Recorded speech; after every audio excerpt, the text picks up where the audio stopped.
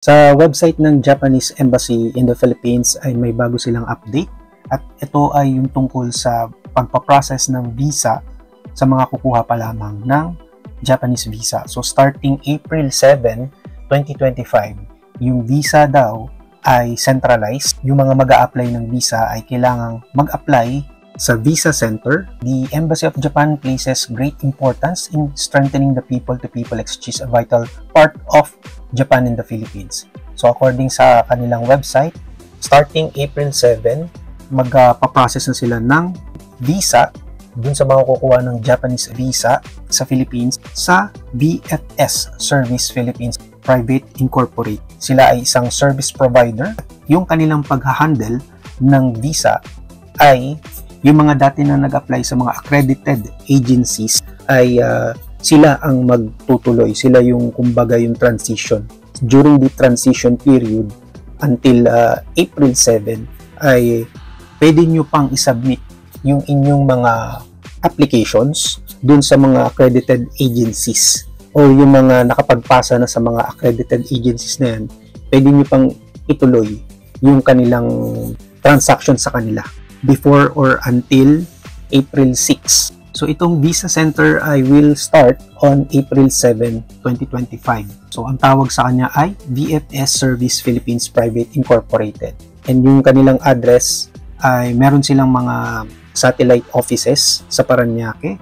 Ayan, nandyan yung kanilang address sa Parañaque, and then meron din sa Makati and Quezon City. Meron din sila sa Cebu and Davao. So centralized na yung pagpaprocess or yung pag-apply ng Japanese visa sa Philippines. So reservations for visa applications can be made through the following VFS site from 19th of March 2025. However, VFS will accept application documents starting April 7. So puntahan natin tong website ng visa.vfsglobal.com and dito daw kayo magbo-book ng appointment. So starting March 19, pwede na kayo mag-book ng application sa mga kukuha pa lamang ng Japanese visa from the Philippines. So ito yung kanilang website.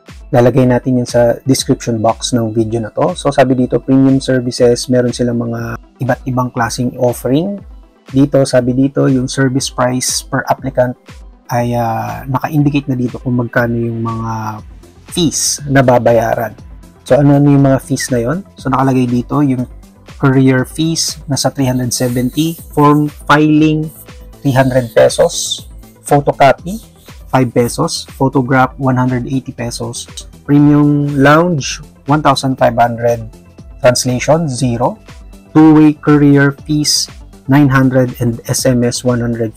So ano tong premium lounge na sinasabi nila? Sabi dito, for more personalized service at Visa Application Center, you can purchase access to our premium lounge. You can also purchase this service during your visit to our Visa Application Center at any given time simply by informing our staff member. Doon sa mga gusto mag-avail ng premium service, ay kailangan nyo kausapin yung staff. They will verify your documents and take payment in a single location. So, doon sa mga siguro, dahil sa dami nga nang nag-a-apply, ito yung added service nila na para ma-accommodate ng maayos yung mga mag-a-apply ng visa. So nag-offer sila ng cold and hot beverages available at your disposal, a dedicated team member assisting during the submission process. Included na sa service nila yung photocopy printing, photograph, SMS, and courier services, and the option of submitting any missing documents before 4 p.m. the same day. Pero may disclaimer sila dito na service does not guarantee the right to obtain visa, nor faster processing of your visa application by the mission. Using the premium lounge service does not guarantee the success of your visa application or affect the service standard. Ayan, so sa website uli ng VFS Global, so sila yung official partner starting March 19, officially partner sila ng Embassy of Japan in the Philippines. Sa website nila, nandiyan yung mga buttons or yung mga options para makapag-apply ng visa. Sabi dito, apply for a visa, book an appointment, find the center, premium services. So, click natin yung apply for a visa. So, ito yung mga step-by-step guide sa bagong process nila sa pag-apply ng visa. So, identify visa type. Number 1, choose the right visa for your trip. So, ang type daw ng visa na ito ay sa step na to malalaman kung ano yung i-apply ninyong visa. At doon nyo rin malalaman kung gaano ito katagal ipaprocess at kung magkano.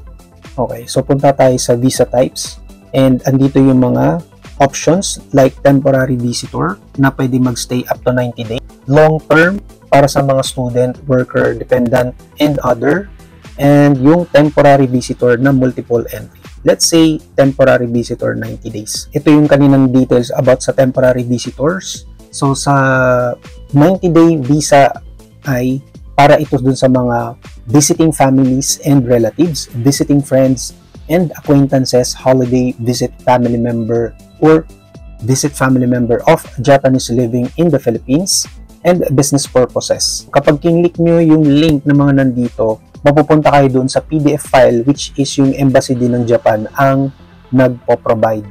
Nakalagay dyan kung ano yung mga requirements para makapag-submit kayo ng application for visa. So, tingnan naman natin yung processing time. So, kapag temporary visitor ang in-apply ninyo, due to the increasing number of applications, it may take several weeks to process an application for a tourist visa. Therefore, we recommend that you apply well ahead of your travel date. At the same time, the embassy will continue to make efforts to expedite the process once the application is submitted by the visa center to the embassy. The above is the standard processing time required and does not guarantee that passports will be returned by a specific travel date. Please also note that a single entry visa for tourist or tourism purposes is valid for travel within 3 months from the date of issuance. So please be careful not to apply prematurely, not earlier than 3 months before the planned date of travel, and consult with the visa center or PIATA member travel agencies when applying for a visa. So ang ibig sabihin nito ay pwede pa rin kayong mag-register or mag-apply sa mga accredited agencies until April 6. So titignan natin kung ano ang mangyayari after April 6 or April 7 and beyond, kung ano yung magiging process doon sa mga mag-a-apply sa mga registered travel agencies sa Japanese Embassy in the Philippines, kung tuloy pa rin ba sila makakapag-process or lahat na ay nakacentralize dito sa bagong VFS Global. So yun guys, ang ating latest update ngayong March 20, 2025. Abangan nyo at mag-update pa tayo sa mga latest happenings sa Japanese Embassy in the Philippines, kung ano yung mga process nila. Kaya ano pang hihintay nyo, mag-subscribe na kayo at hit nyo yung notification bell para lagi kayong updated sa aming mga susunod pang i-upload ng mga videos at sa iba pa mga topics namin related sa pamumuhay dito sa Japan. Puntahan nyo aming YouTube homepage, i-click nyo yung playlist dahil marami kaming playlist dito na makakatulong sa inyong pamumuhay dito sa Japan. Thank you so much again for watching. This is Alan and I will see you in our next video. Huwag nyo kalimutan check mga videos na lalabas ngayon dito sa screen. Bye! Ang lapit ng mukha ko.